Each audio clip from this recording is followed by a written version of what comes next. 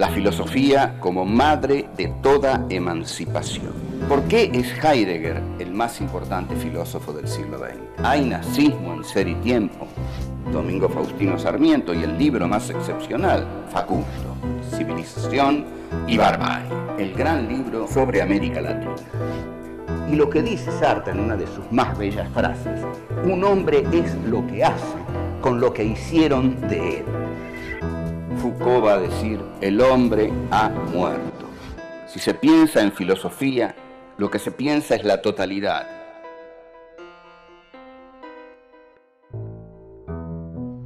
Encuentro 6. Sartre, el hombre y las cosas. El filósofo más grande. ¿En qué sentido puede hablarse del olvido de Sartre?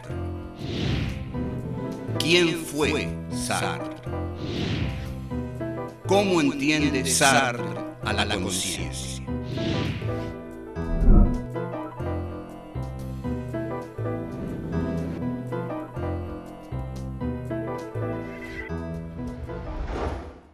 En este encuentro vamos a hablar de algo que es enormemente placentero para mí y de lo que nunca creí poder hablar por televisión. Fue mi maestro. Hoy es mi intelectual faro, como se dice. Hubiera querido ser él. Trato de imitarlo. Si Heidegger es el filósofo más importante del siglo XX, él es el más grande. También es el más olvidado en estos momentos tristes de la historia del pensamiento. Me refiero al filósofo francés Jean-Paul Sartre, que nació en 1905 y que hizo de la filosofía un arma de compromiso con las luchas sociales y políticas de su tiempo, y de la literatura también. Creo que fue más grande filósofo que literato, aunque no hay que desconocer que una novela como La náusea es una novela excepcional, una de las grandes obras del siglo XX. Su teatro también es muy importante, se sigue representando. Sus artículos, todos sus compromisos a lo largo de su vida, el compromiso con la resistencia francesa, el compromiso en la posguerra, el compromiso en la lucha de Francia con Argelia, su maoísmo de la vejez. Sartre tenía 66, 67 años y salía a vender por las calles de París un periódico maoísta que editaban unos jóvenes que estaban con él. Él lo vendía. Y les decía a los pibes: qué lástima, me duelen mucho las rodillas, pero voy a salir a venderlo igual. Y la gente se encontraba en la calle con Jean-Paul Sartre, que le decía: ¿quiere comprar el periódico maoísta? Creo también que hoy estaría dando clases de filosofía por televisión. Creo que la necesidad de Sartre de transmitir lo que él sabía lo llevaba a transmitirlo por todos los medios posibles, porque se daba cuenta de que era muy importante llevarle a la mayor cantidad posible de gente la certeza de que el hombre vino a este mundo para ser libre, para ser libre. En consecuencia, publicó novelas, escribió obras de teatro, publicó grandes ensayos filosóficos, viajó, se equivocó y acertó muchísimo.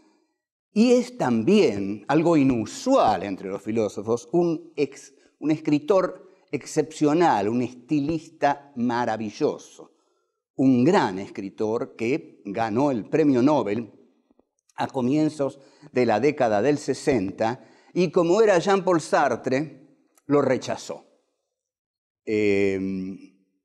Vamos a empezar a hablar de su filosofía. Porque hoy hay un olvido de Sartre.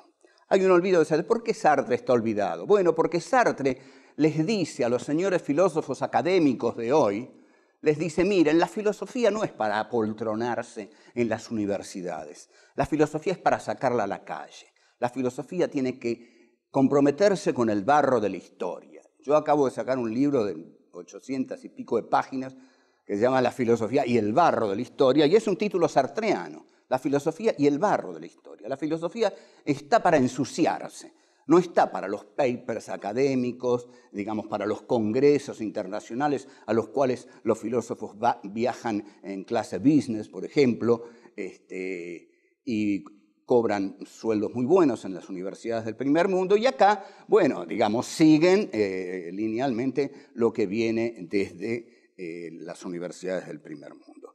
Sartre era un creador constante, era un fanático de las anfetaminas, las combinaba con cerveza, lo cual no es muy saludable, y era un autodestructivo profundo. Pero su formación fue tremendamente rigurosa, fue, creo, el filósofo francés que más rigurosamente se formó. En 1933 viaja a Berlín para estudiar la filosofía de Edmund Husserl, la fenomenología. Y ahí también estudia muy profundamente ser y tiempo. No se enteró para nada de lo que pasaba en Alemania en 1933, él era muy joven y estaba totalmente devorado por sus lecturas. Introduce la fenomenología en Francia con un texto excepcional de 1938 que se llama La trascendencia del ego. Este es el texto que introduce la fenomenología en Francia, aunque es bien cierto que hubo unos cursos muy famosos de Alexandre Koyev, un filósofo ruso, que comenzó a dar unos cursos sobre Hegel y la dialéctica del amo y el esclavo. Y a esos cursos asistieron personajes como Jacques Lacan, Raymond Queneau, Maurice Merleau-Ponty y otros, Jean Hippolyte posiblemente, y Sartre consiguió los apuntes. De modo que Koyev marcó a toda esa generación francesa y marcó también a Sartre.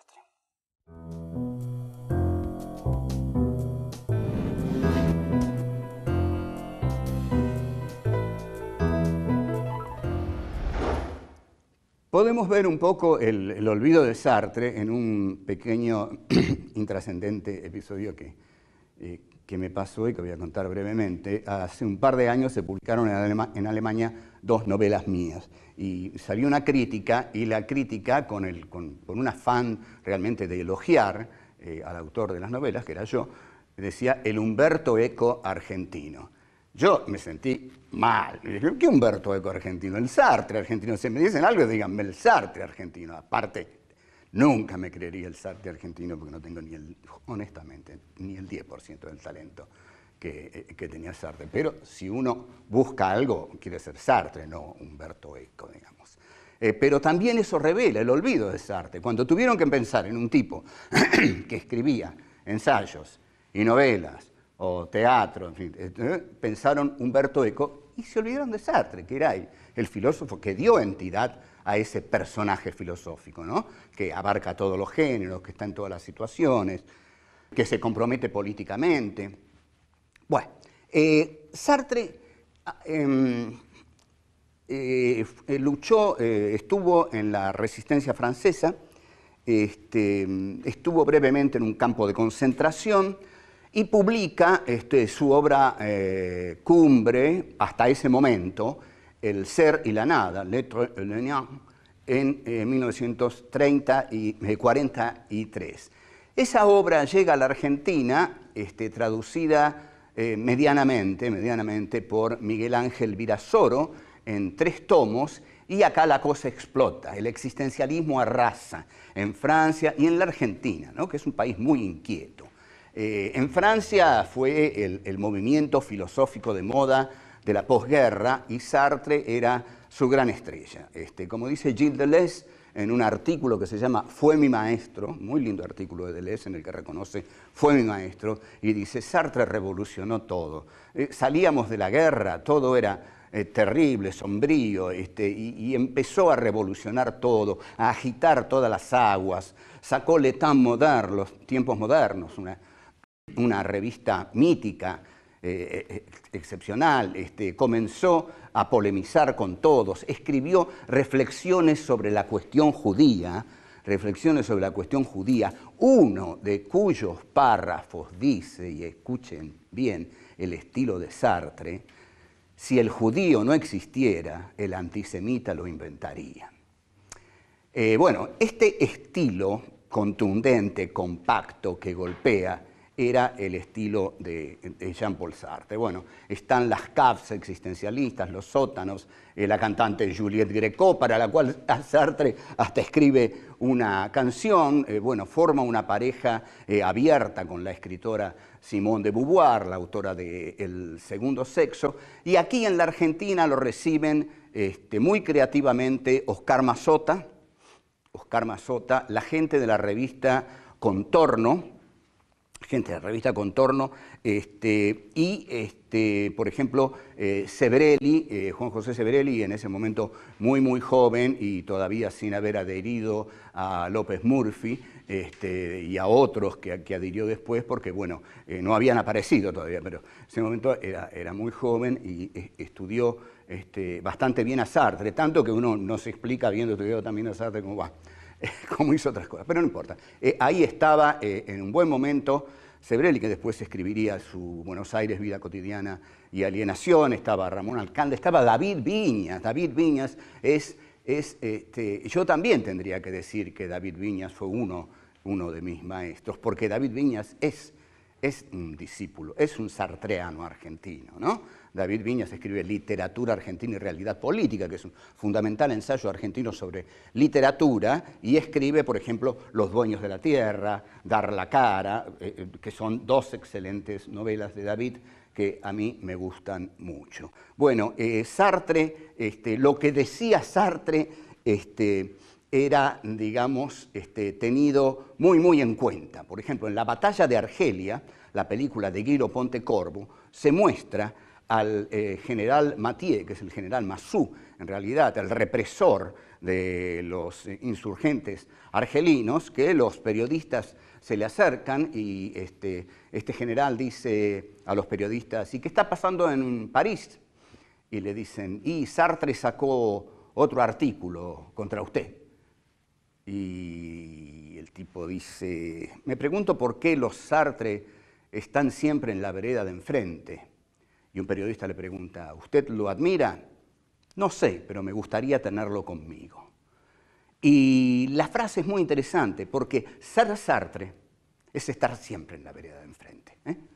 Esta es una frase de Eduardo Gruner, que también es un sartreano, que es un tipo bárbaro, que piensa bien, que escribe bien.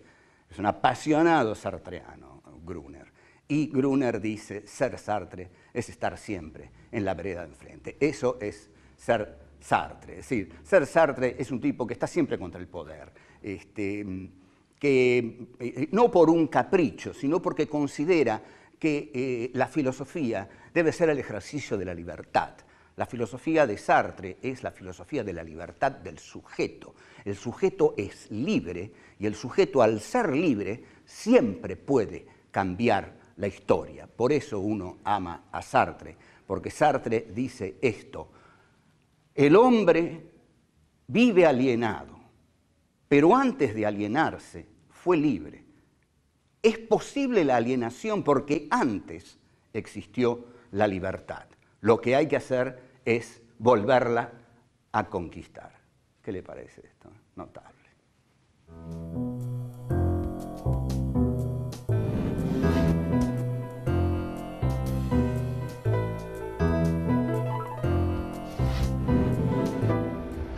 Después de El ser y la nada, Sartre publica otras obras a las que llama situaciones. En esos libros recopila los trabajos que publica en Los tiempos modernos y en otros medios.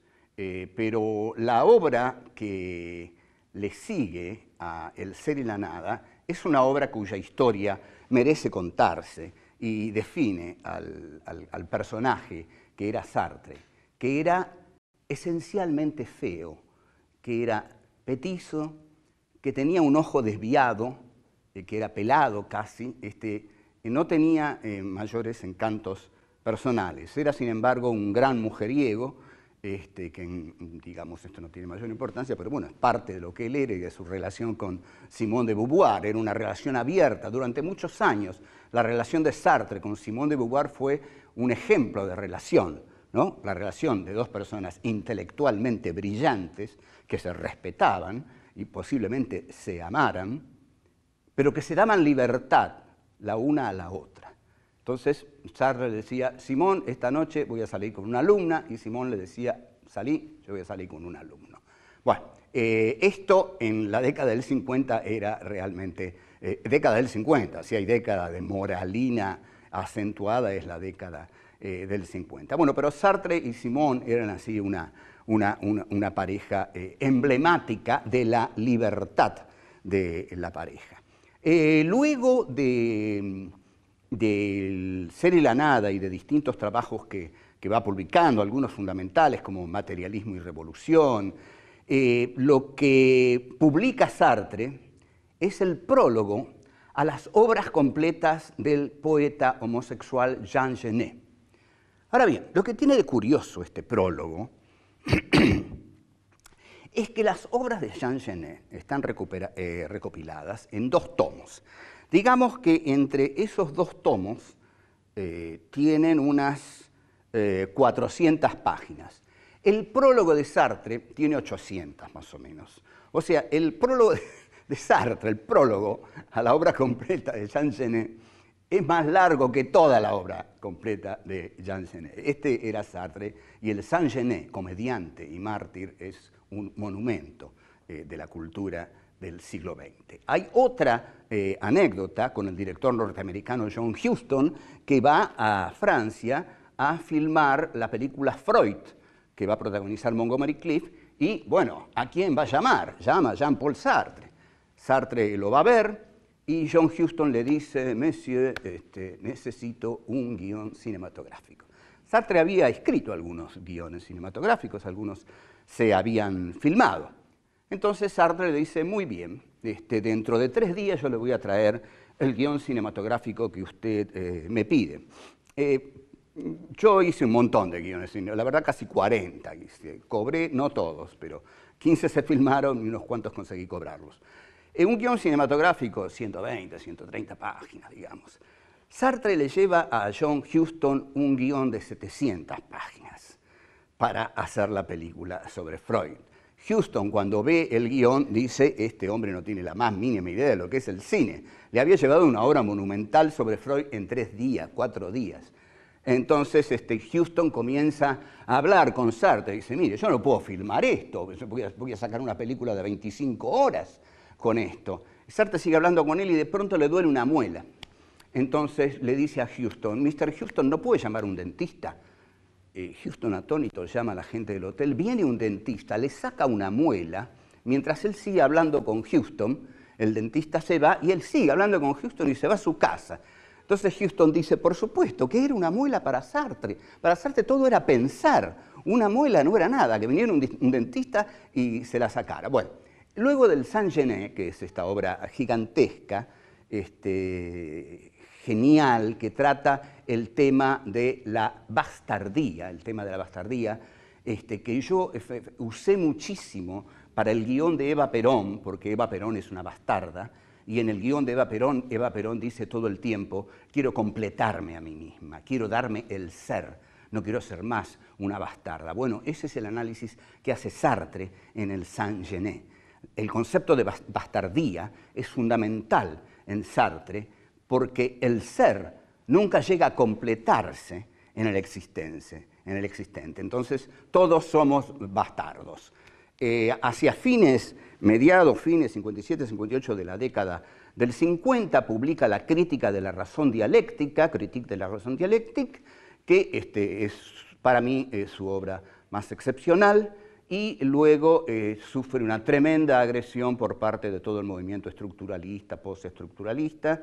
Escribe el prólogo al libro de Fanon, que tuvo enorme importancia aquí en la Argentina para los sectores de la lucha armada, es muy importante, y finalmente escribe su último libro, un inmenso trabajo sobre Gustave Flaubert, que se llama El idiota de la familia, que llega casi a las 2000 páginas y no llega ni a Madame Bovary, la obra cumbre de Flaubert. Sartre escribe 2000 páginas sobre Flaubert y la interrumpe porque no da más y no llegó a Madame Bovary. Bueno, así era Sartre, un desbordado genial.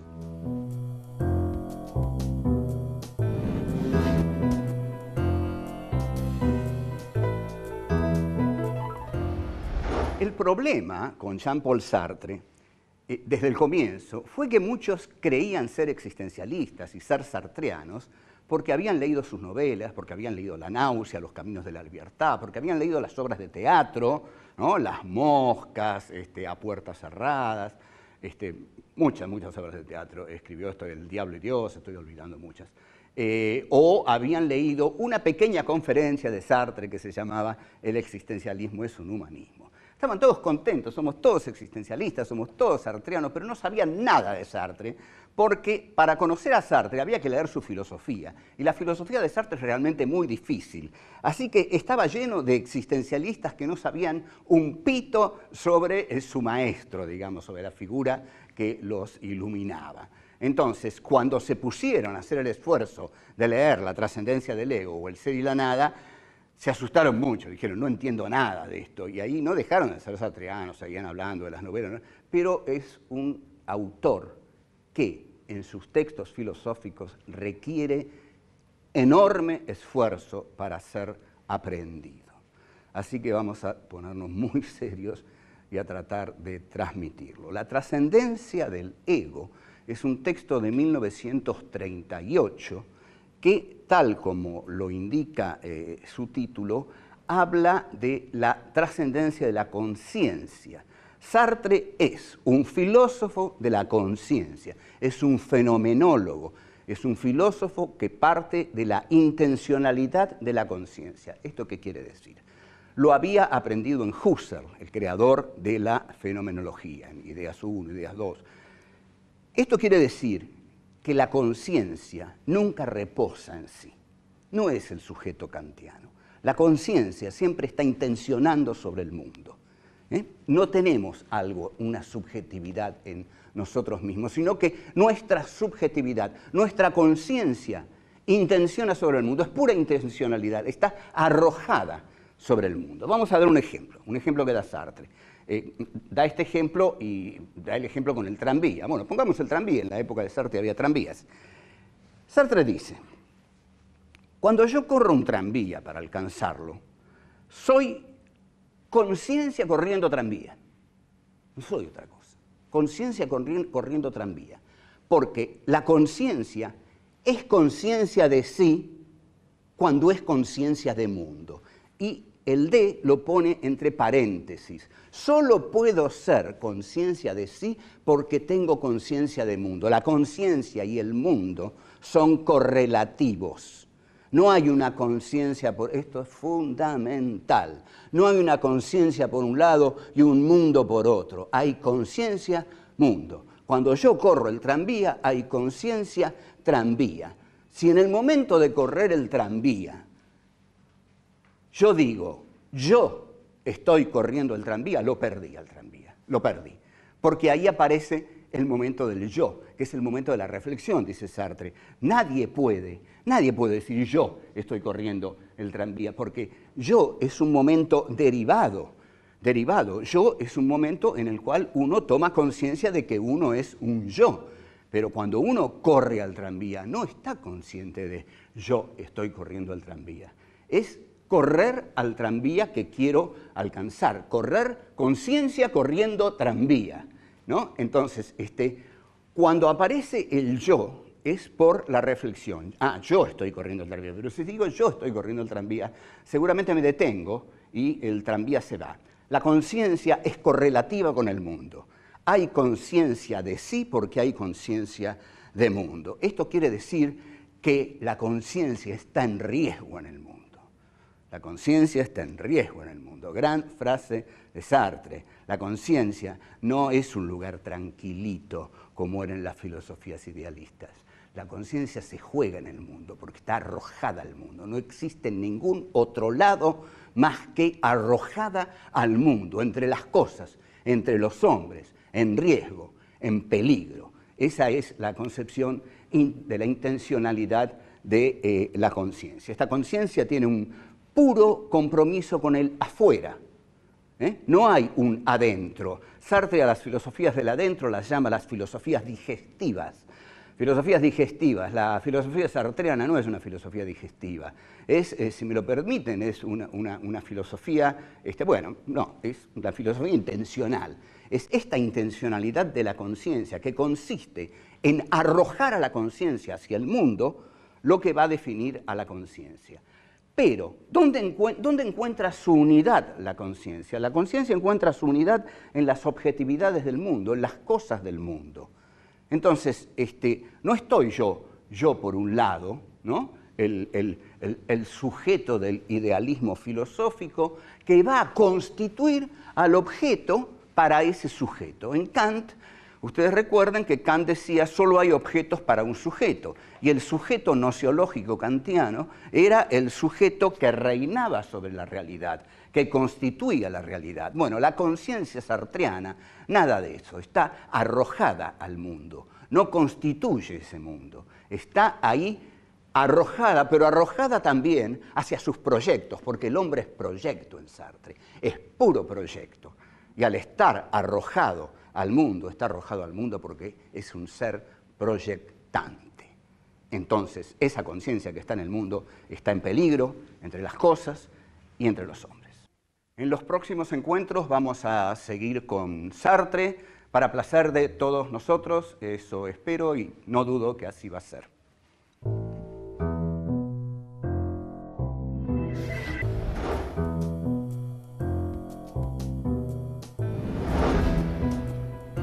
La conciencia sartreana está ahí arrojada, pero arrojada también hacia su proyecto.